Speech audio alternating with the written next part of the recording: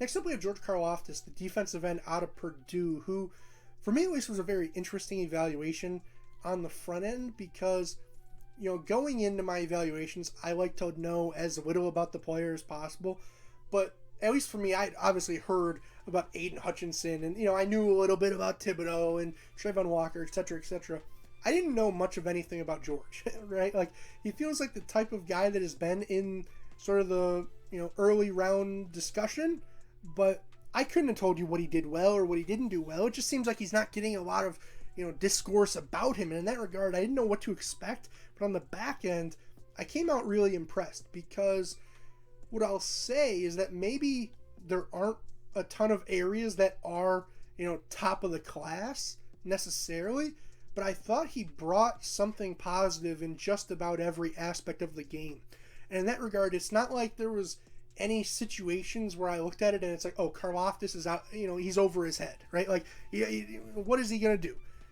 If I was an opposing offensive coordinator, I don't know if there's any single thing that I'm watching the tape and I'm looking at Karlaftis and it's like, oh, we're going to attack him here, whatever that is, whether it's against the run, whether it's as a passer, whatever it is. Like, I thought he was generally solid and he could make defenses pay no matter what was being asked of him, if that makes sense. And in that regard, in terms of just some positives and negatives of his game, I thought in terms of the positives, I thought he had really quick and powerful hands.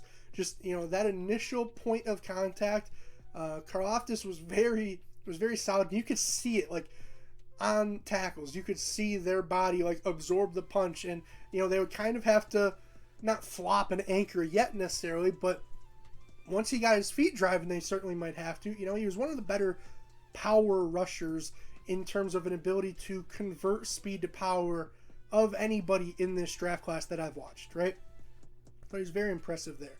I thought he was really explosive and consistent in terms of his get off, especially I wrote from a 2-point stance, which was interesting because I think he has more of a defensive end's body, but I thought he played rather well from a 2-point stance. So maybe he offers you some flexibility in that regard. Is he a hand in the dirt 5 tech? Is he an outside linebacker, etc., etc.?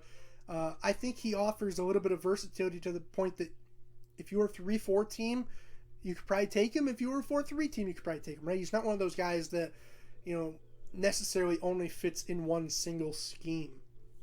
I already talked about him bull rushing offensive tackles.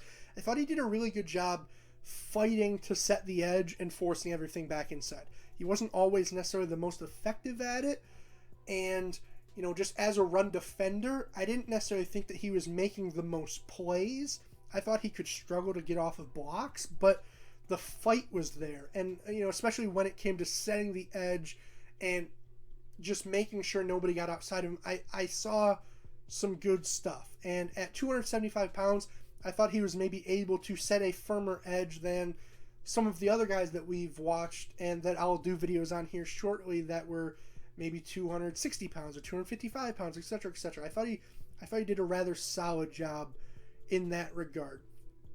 In terms of some, not necessarily negatives, but other things, I thought his motor was generally good, but when plays were going the opposite direction, like he's not, how should I put this?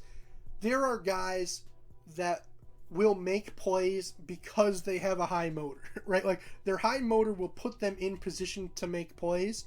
It's not like Karlaftis is ever just loafing around and, they're running at him and he's barely getting out of his stance, right? Like there's a consistency in that regard. But when plays are going the other way, like there was a willingness to like let it go that way, like, yeah, it's all right. You guys got it kind of. So I gave him a 7.25 out of 10 on motor.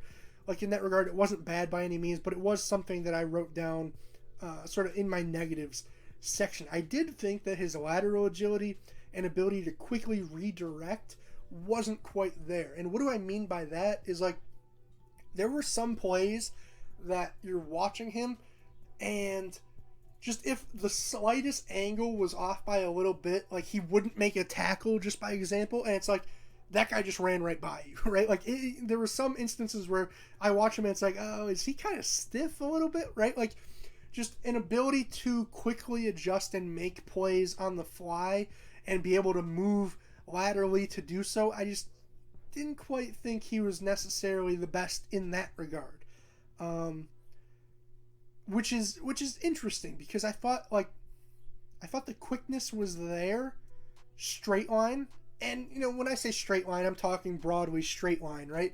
But when it just came to, say, shuffling down the line of scrimmage, or disengaging and moving laterally to shed and make a play, like there was some, not hesitancy there, but it wasn't always the most fluid. We'll just say that.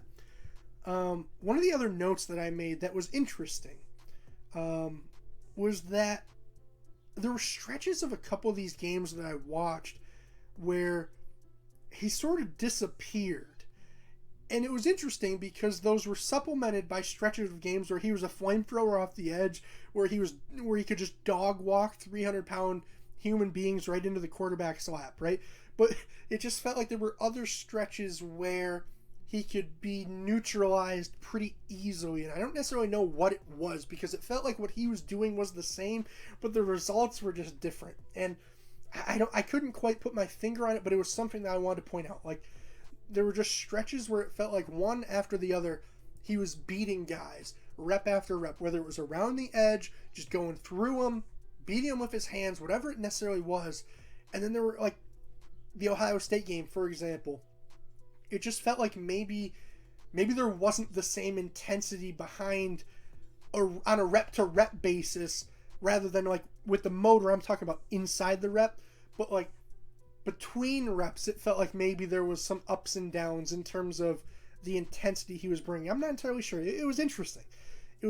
And other than that, just some of the other grades, I gave him a 4 out of 5 on block recognition. I thought, like I said, he did a generally good job diagnosing things, and then, especially against the run, like knowing how the offense was trying to attack him. So, if that tackle was trying to reach him on the edge, okay, that's where the play is going. I have to set an edge. Or, if the tackle was trying to block out on him, base block him towards the sidelines, he'd be able to realize, like, oh, okay, I have to, the play's probably going to B gap, just by example. And in that regard, I thought you could see the wheels turning, and I thought he did a generally good job. I thought he played with pretty good leverage. I give him a 4 out of 5 there.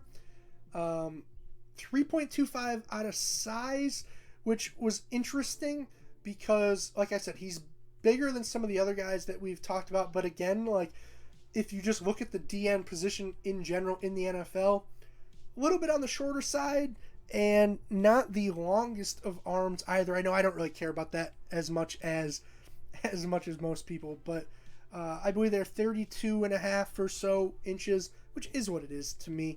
I think he needs to do a little bit better job using his hands in general in terms of the disengaging, like I said, especially against the run.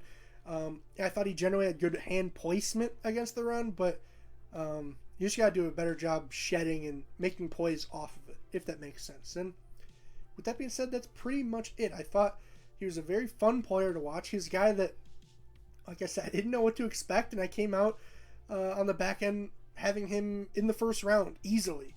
I haven't finished grading some of the quarterbacks, wide receivers, and DBs yet, but as of right now, he's in my top 10 grades. So will he maybe slide a couple spots? Perhaps, but I wouldn't necessarily mind Karlaftis for any team in the top 15, we'll just say, as like a broad stroke. I think that's a pretty fair spot for him. And, maybe the value falls a little bit because he's not an overly specialized player. Like I said, right?